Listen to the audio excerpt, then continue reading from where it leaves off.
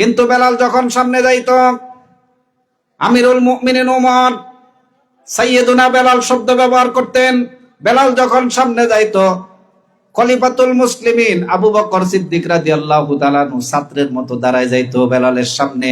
সাইয়েদুনা বেলাল, আমাদের সর্দার বেলাল। ও মুসলমান, যে বেলাল গোলাম ছিল, তিনবার করে বাজারে বিক্রি করতে নিয়ে গেছে, বিক্রি হয় না, ওই বেলাল সমস্ত সাহাবীদের সর্দার হয়ে গেছে। কেমন লোক! বিসমিল্লাহির রহমানির রহিম। কুল ইন কুনতুম তুহিব্বুনাল্লাহা ফাত্তাবিউনি ইউহিব্বুকুমুল্লাহ ওয়া ইয়াগফির লাকুম যুনুবাকুম ওয়াল্লাহু গফুরুর রহিম। লা ইলাহা ইল্লাল্লাহ, লা ইলাহা ইল্লাল্লাহ, লা ইলাহা, লা ইলাহা ইল্লাল্লাহ, খুদি কা সিররে নিহা, লা ইলাহা ইল্লাল্লাহ, লা ইলাহা ইল্লাল্লাহ, লা ইলাহা,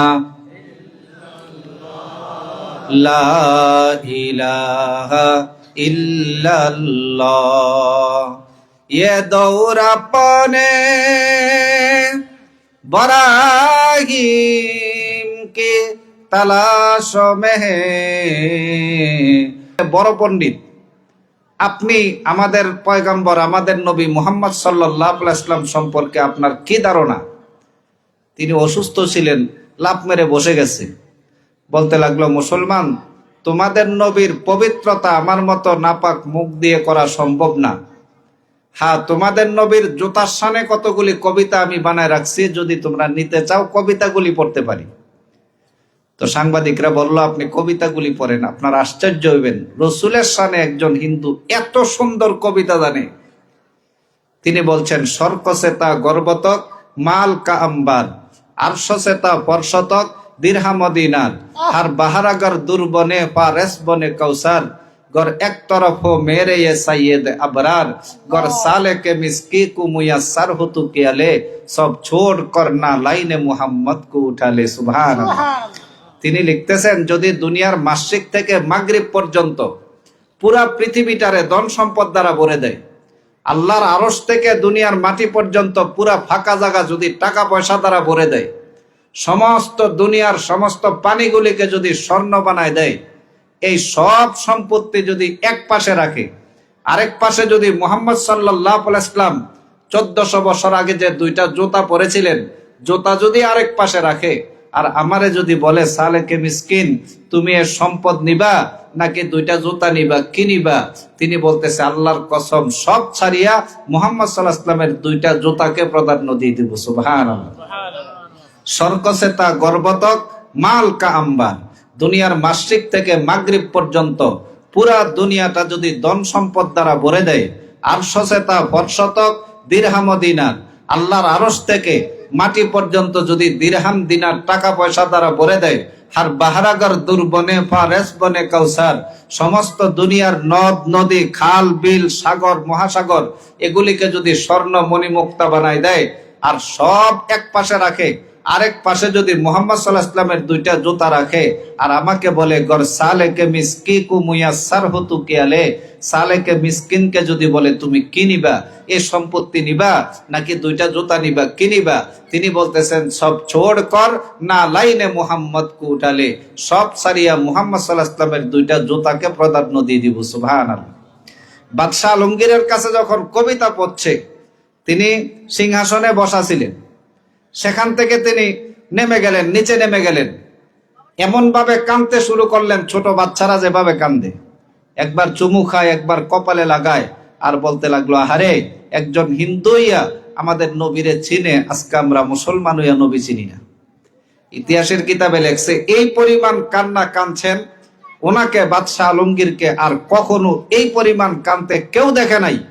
তিনি কবিতা একবার চুমু খাইতেন, একবার কপালে লাগাইতেন আর বলতেন, হারে হিন্দুই আমাদের নবীরে চিনে আর আমরা মুসলমান হয়ে নবী চিনি না। আমাদের নবীর শান মান এত ঊর্ধ্বে, যেদিন আসমান জমিন নবমণ্ডল ভূমণ্ডল কিচ্ছু সৃষ্টি হয় নাই, 1000 বছর আগে আল্লাহ রাব্বুল আলামিন সূরা ইয়াসিন পাঠ করেছেন, ইয়াসিন ওয়াল কোরআনিল হাকিম ইন্নাকা লামিনাল মুরসালিন। ইয়াসিন আমাদের নবীর নাম। হে নবী মুহাম্মদ সাল্লাল্লাহু আলাইহি ওয়াসাল্লাম, ওয়াল কোরআনিল হাকিম, আমার বিজ্ঞানময় কোরআনের কসম, ইন্নাকা লামিনাল মুরসালিন, নিঃসন্দেহে আপনি আমার শ্রেষ্ঠ নবী, মহানবী, দামি নবী। সুবহানাল্লাহ। যখন আল্লাহ সমস্ত রূহ মুবারক বানাইলেন, তখন আল্লাহ আলমে আরওয়ার মধ্যে বলেছেন, আলাস্তু বিরব্বিকুম, আমি কি তোমাদের রব নই? আল্লাহর জবাব দেওয়ার মতো মানুষ সে ক্ষমতা ছিল না। সর্বপ্রথম আল্লাহকে রবুবিয়তের স্বীকারোক্তি যিনি দিয়েছিলেন তিনি আমাদের নবী সাল্লাল্লাহু আলাইহি ওয়াসাল্লাম।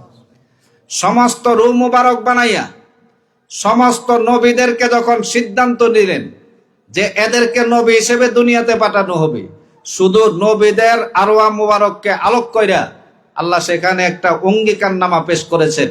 পবিত্র কোরআনে আল্লাহ বলছেন, ওয়া ইয আখাযাল্লাহু মিসাকান নাবিয়্যিনা লামা আতাইতুকুম মিন কিতাবিন ওয়া হিকমা সুম্মা জাআকুম রাসূল।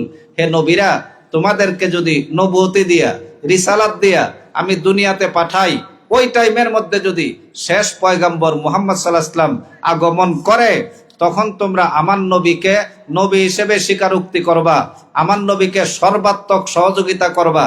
সমস্ত নবীদের আরওয়াহ মুবারক সে সময় বলেছিল, আকরর না আল্লাহ, তোমার নবীকে আমরা নবী স্বীকার করব, তোমার নবীকে আমরা সর্বাত্মক সহযোগিতা করব। আল্লাহ বলছেন, ফাশহাদু ওয়া আনা মাআকুম মিনাশ শাহিদিন। ও নবীরা সাক্ষী দেখো, আমার নবীকে নবী স্বীকার করার উপরে তোমাদেরকে নবুয়তি দিলাম। সুবহানাল্লাহ। আমাদের নবী যখন দুনিয়াতে আগমন করবেন, ও মুসলমান, বুখারী শরীফের হাদিসের মধ্যে আসছে, সিরাতে মুস্তাফার মধ্যে শুরুতে আসছে, আল্লাহ জিব্রাইলকে অনুমতি দিলেন পুরা পৃথিবীর সবথেকে শ্রেষ্ঠ বংশ কোনটা তালাশ করো।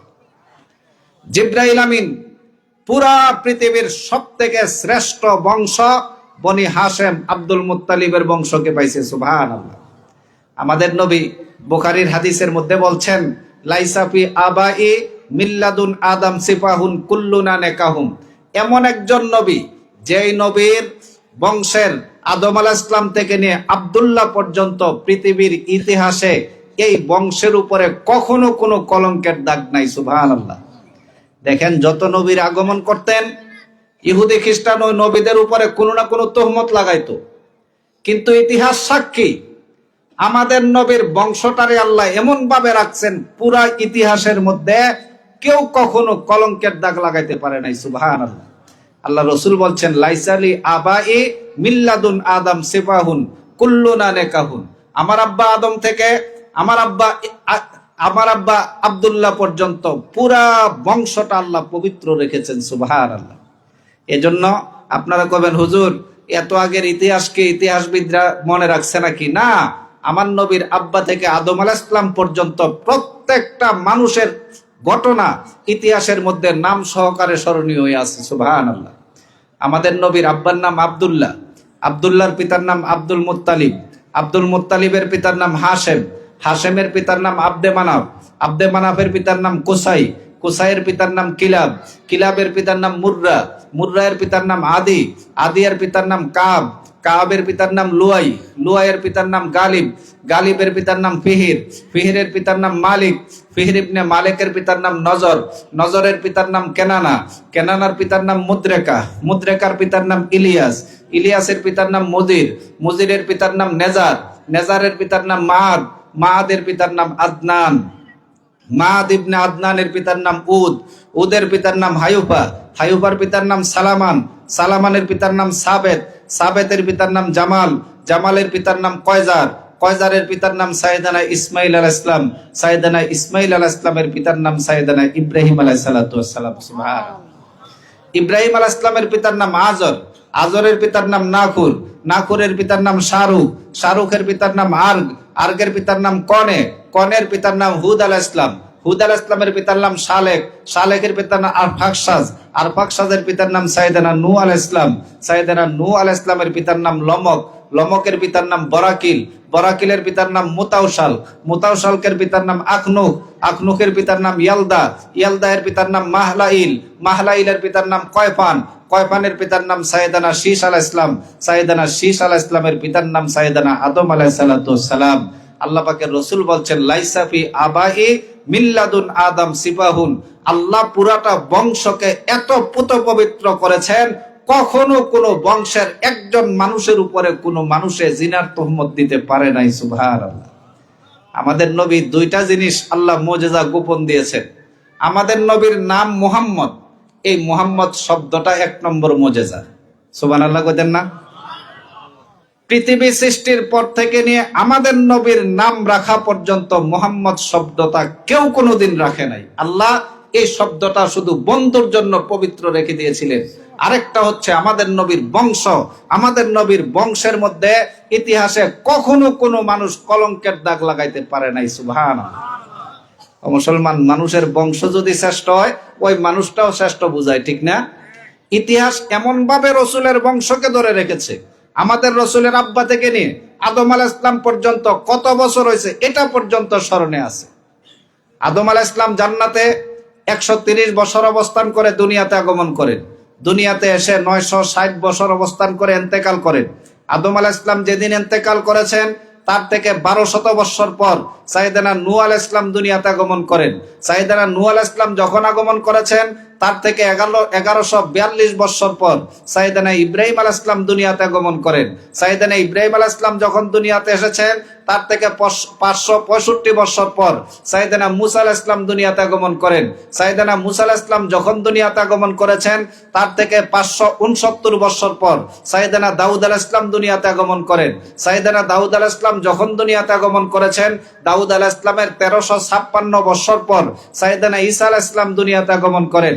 সাইয়েদানা ঈসা আলাইহিস সালাম যখন দুনিয়াতে এসেছেন তখন থেকে 571 বছর পর অর্থাৎ 571 খ্রিস্টাব্দে সাইয়্যিদুল মুরসালিন, খাতামুন নাবিয়িন, শাফিউল মুজনাবিন, আব্দুল হামিদিন, রহমাতাল লিল আলামিন, সরদারে দোজাহা, তাজেদারে মদিনা, জিগার গোশে আমেনা, সাহেবে শরিয়া, ইমামুল হুদা, ফসিহুল বয়ান, মুকমিলুত তাওহীদ, মাহহাউল মিলাল, হাবিবে কিবরিয়া, আশিকে ইলাহি, মুহাম্মদ মুস্তাফা, আহমদ মুস্তাফা সাল্লাল্লাহু আলাইহি ওয়াসাল্লাম দুনিয়াতে আগমন করেন। আমার ভাইয়েরা, আল্লাহ পাক তার নবীর যে বংশটা পুত পবিত্র রেখেছেন। আমাদের নবী যখন দুনিয়াতে এসেছিলেন ওই সময়টাকে পৃথিবীর ইতিহাসের জাহিলিয়তের যুগ বলেনি। পৃথিবী সৃষ্টির পর থেকে কিয়ামতের সিংহায় ফুঁক দেওয়া পর্যন্ত পৃথিবীর ইতিহাসের সবথেকে নিকৃষ্ট জমানা নবী যখন আগমন করেছিলেন ওই জমানাটারে জাহিলিয়তের জমানা বলে। আমাদের নবী যখন দুনিয়াতে পা রেখেছেন পৃথিবীর নিকৃষ্ট জমানাটার ব্যাপারে রাসূল বলছেন খয়রুল কুরুনি করনি, নবীর বরকতময় পায়ের কারণে এই নিকৃষ্ট জমানাটা রাসূল বলছেন পৃথিবীর ইতিহাসের সর্বশ্রেষ্ঠ জমানায় পরিণত হয়ে গেছে। সুবহানাল্লাহ। রাসূলের আগের জমানাটার নাম কি ছিল? জাহিলিয়তের জমানা, অন্ধকারাচ্ছন্ন জমানা, বর্বরতার জমানা। কিন্তু রাসূল যখন পা রেখেছেন ওই জমানাটায় রাসূলের সাথে লাগার সাথে সাথে রাসূল বলছেন খয়রুল কুরুনি করনি, পৃথিবীর সৃষ্টির পর থেকে কিয়ামতের সিংহায় ফুঁক দেওয়ার আগ পর্যন্ত পৃথিবীর ইতিহাসের সর্বশ্রেষ্ঠ জমানা আমার নবীর জমানা। সুবহানাল্লাহ। দেখছেন, নবীর সাথে লাগছে, জমানাটা দামি হয়ে গেছে। ওই কালে মানুষ যারা ছিল বর্বর, মারামারি কাটাকাটি এই পরিমাণ বর্বর ছিল।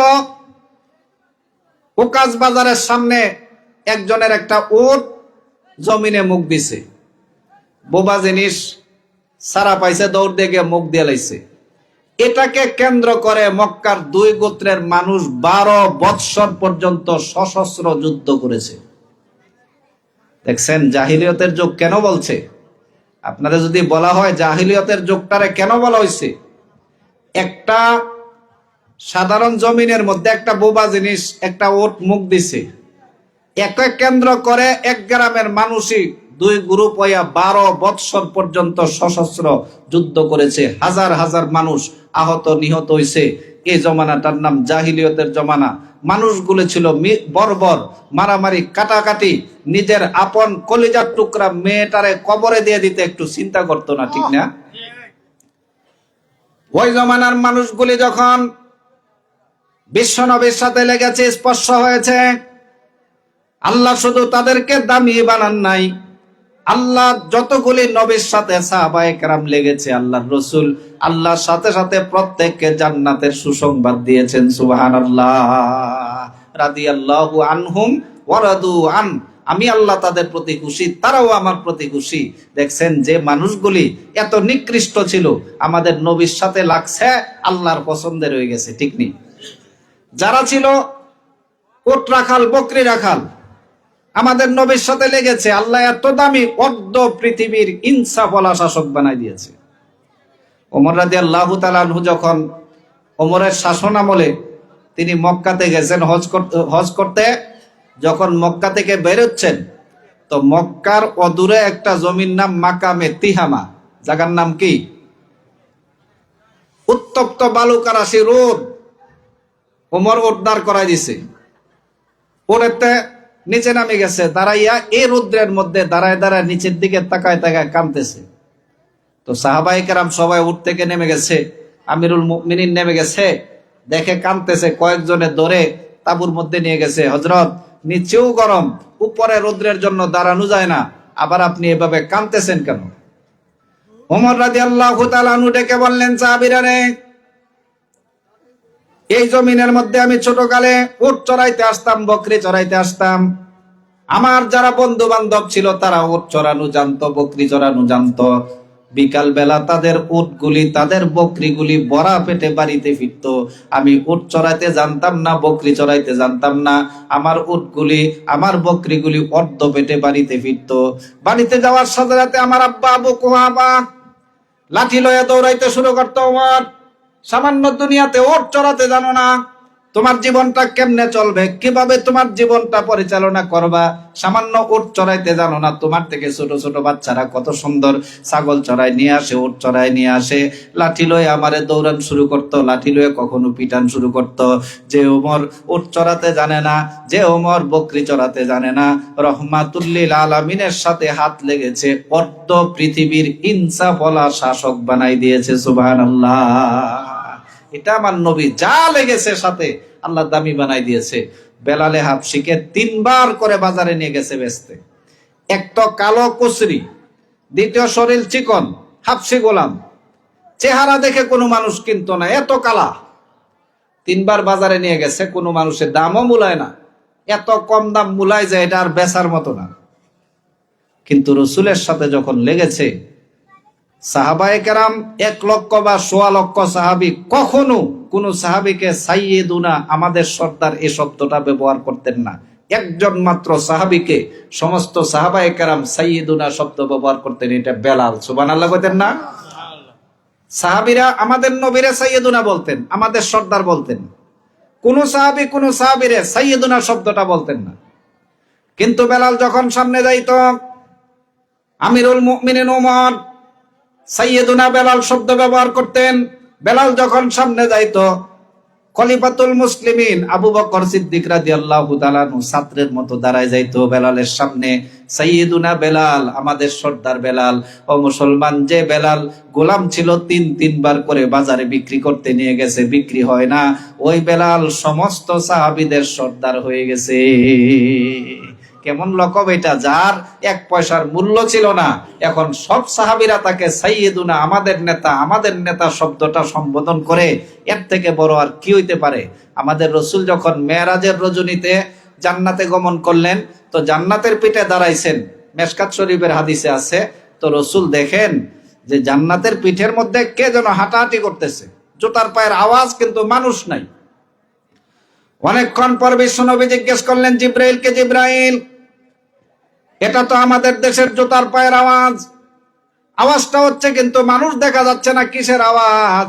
কয় হুজুর, আপনার দেশের হাবশি গোলাম বেলালের জুতার পায়ের আওয়াজ।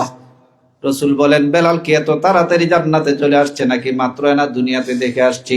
কয় হুজুর, বেলাল আসে নাই, বেলালের প্রতি আল্লাহ এত খুশি, এত রাজি, বেলালে যে দুনিয়াতে জুতার পায়ে চলে, জুতার পায়ের আওয়াজটাকে আল্লাহ রেকর্ড করে জান্নাতের মধ্যে রেখে দিয়েছেন। সুবহানাল্লাহ। যার এক পয়সার মূল্য ছিল না, কত দামি আল্লাহ বানাই দিয়েছেন। মানুষ ছাড়েন না, জড় পদার্থ আমার নবীর সাথে লাগছে, আল্লাহ দামি বানাই দিয়েছে, জান্নাতি বানাই দিয়েছে। আল্লাহ রসুল যখন মদিনাতে গেছেন, তখন মদিনার মানুষেরাও গরিব। রসুলের জন্য খেজুর গাছের পাতা দিয়া ছাদ বানাইয়া, আমাদের দেশে আগে যেমন সোনের ঘর ছিল, তো এরকম খেজুর গাছের পাতা দিয়ে মানুষেরা ঘর বানাইতো। তো মসজিদে নববীটা খেজুর গাছের পাতা দিয়ে ছাদ বানাই দিছে। তো রসুল নিচে একটা খেজুর গাছের পাকা ঠালা ছিল, এই ঠালাটার মধ্যে ধরে খুতবা পড়াইতেন। একদিন এক সাহাবী কাঠ কাটে, পাহাড়ি এলাকা, আপনারা আলহামদুলিল্লাহ, আল্লাহ শুকরিয়া, যত নবীরা দুনিয়াতে আসছে অধিকাংশ নবী পাহাড়ি এলাকায় আসছে, ঠিক কিনা? দেখেন, মক্কা মদিনা পাহাড়ি এলাকা, ওই ফিলিস্তিন পাহাড়ি এলাকা, মিশরের অধিকাংশ এলাকা দেখেন পাহাড়ি এলাকা।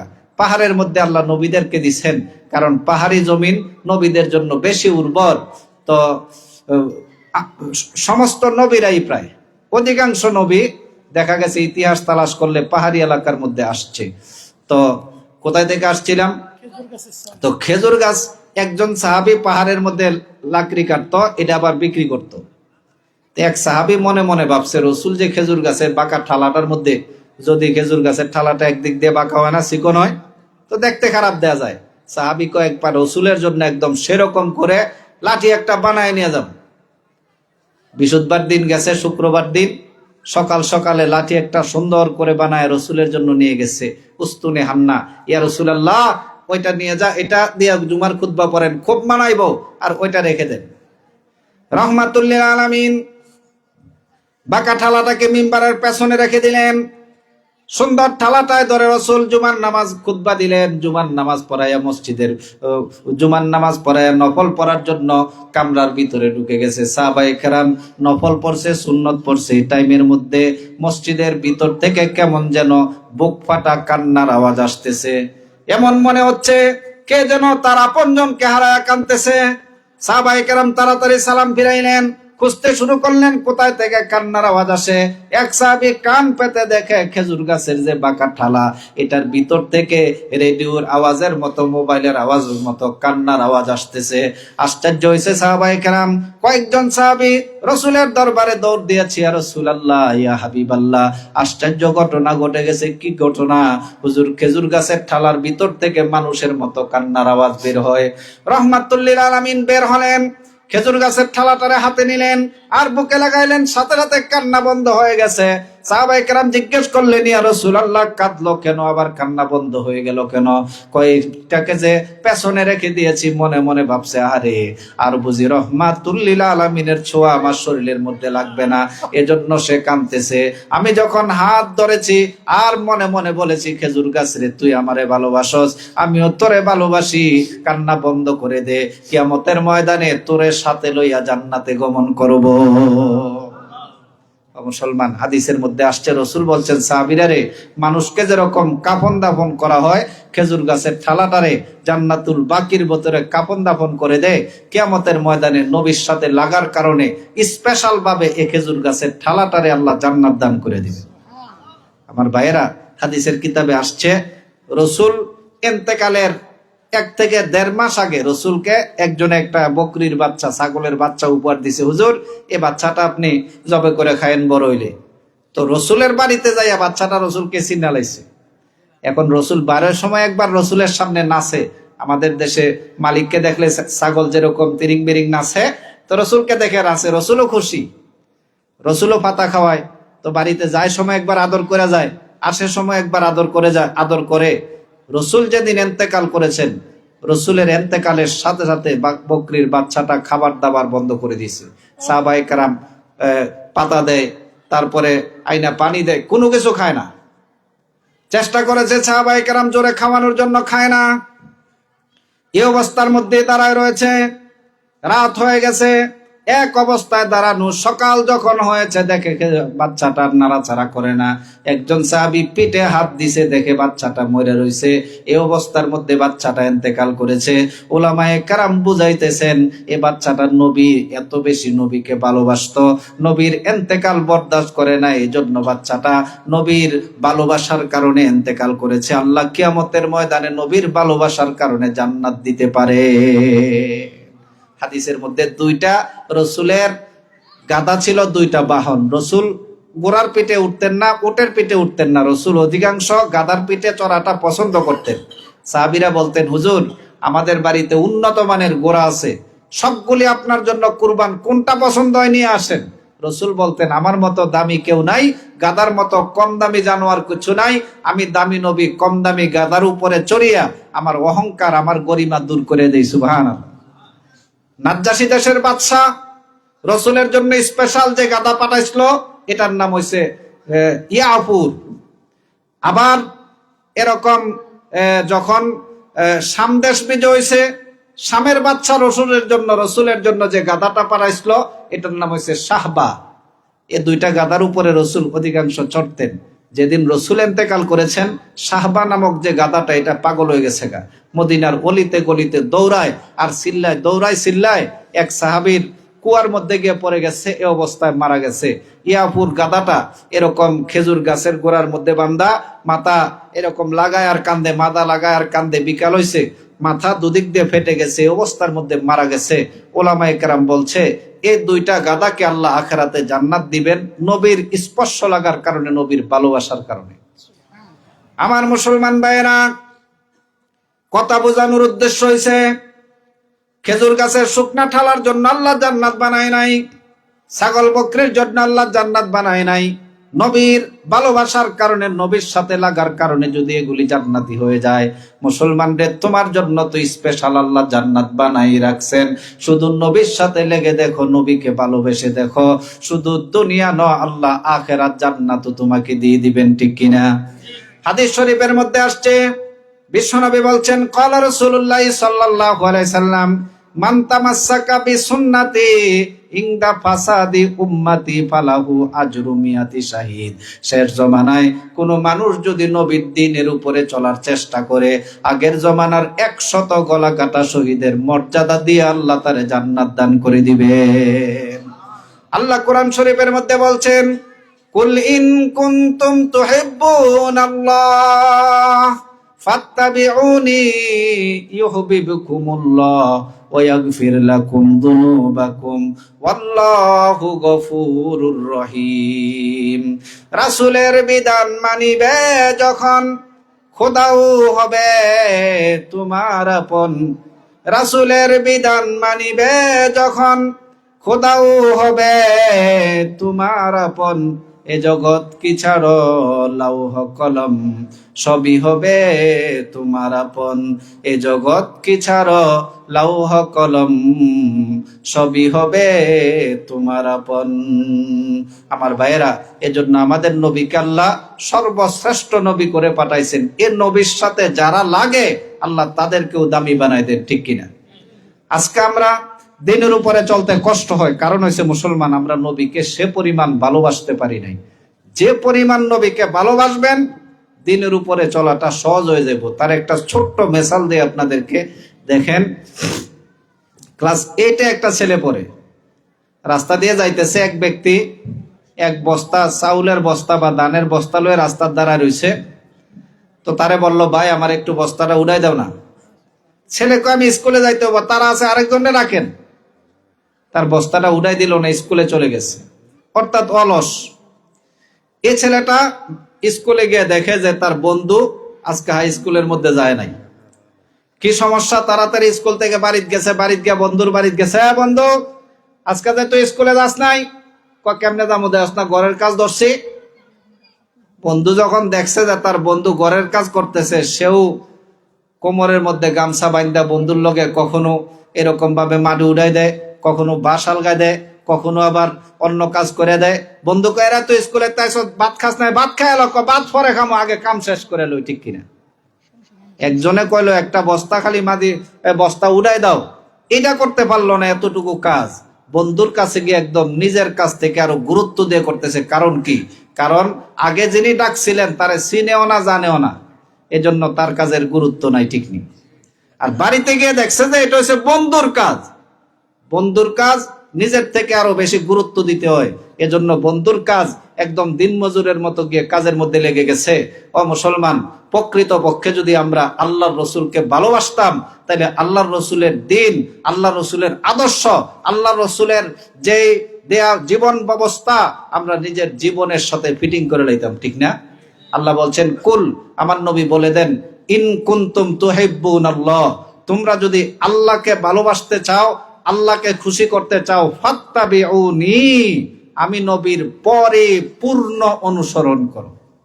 মাথার চুল কাটা থেকে পায়ের নখ কাটা পর্যন্ত, রান্নাঘর থেকে বঙ্গভবন পর্যন্ত, চাকরি নকরি, ব্যবসা বাণিজ্য, কাজ কারবার, লেনদেন, উঠা বসা, আচার ব্যবহার, সাজ সজ্জা, বিবাহ শাদী, লেখাপড়া, সালিশ বিচার, আইন আদালত, যুদ্ধ সন্ধি, বাচন ভঙ্গি, খাওয়া দাওয়া, হাঁটা চলা ফেরা, হাসি মস্কারি, যাবতীয় কার্যকলাপ আমাদের নবীর দেখানো পথে করা, এটা হচ্ছে নবীকে প্রকৃত ভালোবাসা, ঠিক কিনা? আল্লাহ বলছেন, যদি তুমি করতে পারো তাহলে ইউহিব্বুকুমুল্লাহ, আল্লাহ তোমার প্রতি খুশি হয়ে যাবেন, ওয়াগফির লাকুম যুনুবাকুম, এবং তোমার জীবনের গুনাহ খাতা মাফ করে দিবেন।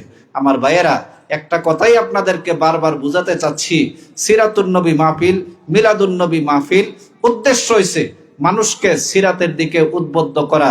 আপনারা রসুলের সিরাত অনুযায়ী চলেন, নবীকে ভালোবাসেন। রসুল বলছেন, যে আমাকে ভালোবাসবে, আমার দিনের উপরে চলবে, সেই আমার ভালোবাসার হকদার। এবং এক হাদিসের মধ্যে আছে, যে দুনিয়াতে নবীকে অন্তর দিয়ে ভালোবাসবে, কিয়ামতের ময়দানে নবীর পাশে এসে উঠতে পারবে। সুবহানাল্লাহ। আর যে ব্যক্তি নবীকে ভালো না বাইসা কোন কাফের বেদিনকে অন্তর দিয়ে ভালোবাসবে, কিয়ামতের ময়দানে তার সাথে সে কবর থেকে উঠবে। নাউজুবিল্লাহ। এক হাদিসের মধ্যে আছে, বুখারী শরীফের হাদিস, একবার রসুল মদিনার এক গলিতে যাইতেছেন শীতের দিন, তো কিছু বৃদ্ধ আনসার সাহাবী রৌদ্র পোয়াইতেছে, 4-5 জন 6-7 জন মিললে। তো বৃদ্ধ সাহাবীরা রৌদ্র পোয়াইছে, রসুল এই টাইমের মধ্যে গিয়ে উঠছেন, এই সাহাবীরা তোমরা কি করো? হুজুর, আমরা আখেরাত বিষয়ে আলোচনা করতেছি। রসুল বললেন, যে আখেরাতের আলোচনা করো, যে তোমরা আখেরাতের জন্য কি প্রস্তুত রাখছো? আমরা কই না যে এক তো আখেরাত কও, যে আখেরাতের জন্য কি প্রস্তুতি রাখছো? তো রসুল সাহাবীদেরকে বলতেছেন, আখেরাতের জন্য কি প্রস্তুতি রাখছো? সাহাবীরা কয়, হুজুর, আখেরাতের জন্য তো কিচ্ছুই করতে পারি নাই, কিন্তু আমাদের অন্তরটা আল্লাহ আল্লাহর রসুলের মুহাব্বত দিয়ে ভরে রাখছি। সুবহানাল্লাহ।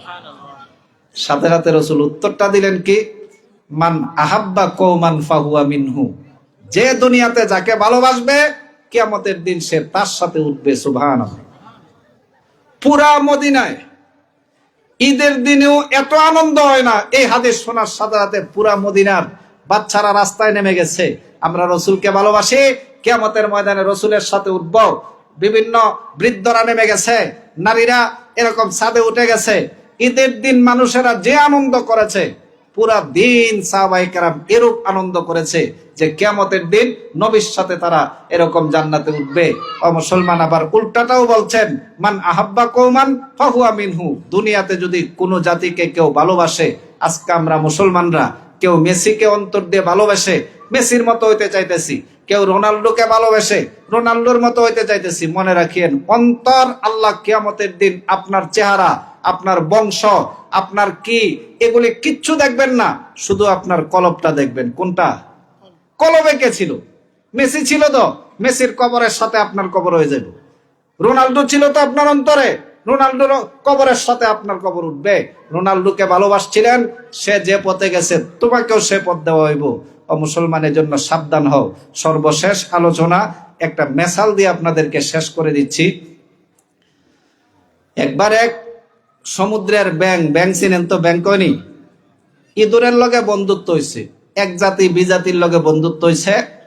তো ইন্দুর আর ব্যাং, যখন ইন্দুরে ব্যাঙ্গের লগে কথা কইতে যায়, ব্যাং পানির নিচে, তাই ইন্দুরে পরিমাণ ডুবো দিতারে না, ব্যাঙ্গেরে ডাক্কে উড়াইতারে না। আবার যখন ব্যাঙ্গে যায় ইন্দুরের লগে কথা কইতো, তো ইন্দুর তো গর্তের ভিতরে, ইন্দুরের গর্ত শুরু, এটার ভিতরে ঢুকতেও পারে না, কথাও কইতে পারে না। দোনো বন্ধু মিললে একবার গোল টেবিলে বইছে, বন্ধু তোরে গেলে আমারে ফাঁস না, আমারে গেলে তুই ফাঁস না, কি করবি? কয় এক কাজ কর। ইন্দুরে কয় আমার মাথার বালা বুদ্ধি আছে। কি বুদ্ধি? কয় আমার লেজের সাথে আর তোর পায়ের সাথে একটা রশি বান্ধি, আমি যখন গর্তের পায়ে টান দিমু তুই বুঝবি বন্ধু মিস কল দিছে, তাড়াতাড়ি উঠাবি। আবার তুই এই নদীর পারে টান দিলে আমি বুঝবো বন্ধুর মিস কল চলে আসে, তাড়াতাড়ি আম। নতুন মোবাইল ফাইলে যেমন খালি সারাদিন মিস কল দেয়, দোনোটা যখন এরকম রশি বাইন্ধে একটা আরেকটারে খালি টানে টানে। একবার ইন্দুরে গেছে ব্যাঙ্গের সাথে দেখা করতো, যেমনে গেছে কুরা সিল চিনেন তো, দেখছে যে ইন্দুর একটা ঘুরতেছে, যেমনে দেখছে এমনে থাপ দিয়া পায়ের মধ্যে লই লাইছে। উপরে যখন গেছে সিলে কয় সারা জীবন খাইছি একটা সিঙ্গেল, আর এখন তো এই দুইটা জমানা ডিজিটাল খানা হয়ে গেছে, বালা হয়েছে। ব্যাং এখন উপরের দিকে তাকায় চিন্তা করে, আহারে নিজের জাতিকে অন্তর না দিয়া, নিজের জাতির সাথে বন্ধুত্ব না কইরা বিন জাতিকে কেন অন্তর দিলাম, বিন জাতির সাথে কেন বন্ধুত্ব করলাম? সে তো একা ধ্বংস হবে না, এখন আমারও ধ্বংস করে ছাড়বে, কেন আমি তাকে বন্ধু বানাইলাম? এখন যতই কান্নাকাটি করে কোনো লাভ হবে না। ও মুসলমান, আজকে এত বড় মদিনা পাইয়া, এত বড় দামি নবী পাইয়া, রহমাতুল লিল আলামিন পাইয়া, সমস্ত নবীদের নবী, সমস্ত নবীদের ইমাম, যাকে সৃষ্টি না করলে আল্লাহ আসমান জমিন নবমণ্ডল ভূমণ্ডল কিচ্ছু সৃষ্টি করতেন না, এত বড় নবীকে অন্তরে না ঢুকাইয়া মেসিকে অন্তরে ঢুকাও, রোনাল্ডোকে অন্তরে ঢুকাও। কিয়ামতের ময়দানে যখন তোমার গলার সাথে রশ্মি বান্ধিয়া মেসির সাথে যখন টানিয়া জাহান্নামের দিকে নিয়ে যাবে, আর সেদিন যতই কান্নাকাটি করো কোনো লাভ হবে না। ও মুসলমান, নবীকে ভালোবাসো, দুনিয়াও পাইবা আখেরাতও পাইবা। নবীর দিনের উপরে চলো, আল্লাহ দুনিয়াও দিবেন আখেরাতও দিবেন, ঠিক কিনা? কি মুহাম্মদ সে ওয়াফা তूने ये जहां चीज है क्या। ও মুসলমান, যদি মুহাম্মদ সাল্লাল্লাহু আলাইহি ওয়াসাল্লামকে অন্তর দিতে পারো, এ দুনিয়া চিজ হে কিয়া, লৌহ কলম তেরে হে। আল্লাহ দুনিয়া কি জিনিস, আসমান জমিন লৌহ কলম সব তোমাকে দিয়ে দিব। বন্ধুর বন্ধু হয়ে যাও, ঠিক নি? বন্ধুর বন্ধু হয়ে যাও। যদি বন্ধুর বন্ধু হয়ে যাইতে পারো, বন্ধুর যেমন মর্যাদা, যেমন দাম, বন্ধুরও সমানই দাম থাকে, ঠিক কিনা? আমার যদি আজকে আমার লগে আরেকজন খাদেম আইতো, আমারে খাওয়াইয়া ওই খাদেমরে না খাওয়াইয়া পারতো, আমারে যেমন সম্মান করিয়া তাড়াতাড়ি বালা বালা খাবার দেয়, ওনাকেও দিত যে হুজুরের লগে আইছে। ও মুসলমান, তুমি যদি রসুলের পেছনে পেছনে ধরে থাকতে পারো, রসুলের মতো হইতে পারো, কিয়ামতের ময়দানে আল্লাহ শুধু নবীরে জান্নাত দিবেন এমন না, নবীর সাথে যারা যারা নবীর ভালোবাসার ছিল আল্লাহ সবাইরে জান্নাত দিবেন। আল্লাহ বলছেন মুহাম্মাদুর রাসূলুল্লাহ ওয়াল্লাযিনা আমানু মা, মুহাম্মদ হইছে আমার রাসূল, ওয়াল্লাযিনা আমানু মা, এই নবীর সাথে যারা নবীকে ভালোবাসতো, নবীর সাথে ঈমান আনয়ন করেছে, সবাইকে এক কাতারে আল্লাহ জান্নাত দান করবে। আসলে সময় খুব সংক্ষেপ। কোন বক্তা আলোচনা স্টার্ট করলে আলোচনারে সাজায়া গোছায়া আনতে কমপক্ষে আধা ঘন্টা 1 ঘন্টা লাগি যায়নি। আমার সময় দিছে 1 ঘন্টা। তা আলোচনা কি করবো, শুরু কোন হান থেকে করবো, শেষ কোন খাত থেকে করবো, এটাও খুঁজা পাই নাই। যতটুকু সিরাত মাহফিল, এজন্য রসুলের সিরাত এবং সম্মান নিয়ে কিছু আলোচনা করছি। আল্লাহ রাব্বুল আলামিন গোটা বাংলাদেশের মুসলমানকে আমাদের রসুলকে ভালোবাসার, রসুলের দ্বীনের উপরে, সিরাতের উপরে, চরিত্রের উপরে চলার তৌফিক দান করুক। আমাদের রসুলকে ভালোবেসে রসুলের এক একটা আদর্শকে নিজেদের মধ্যে বাস্তবায়ন করার তৌফিক দান করুক, আমিন।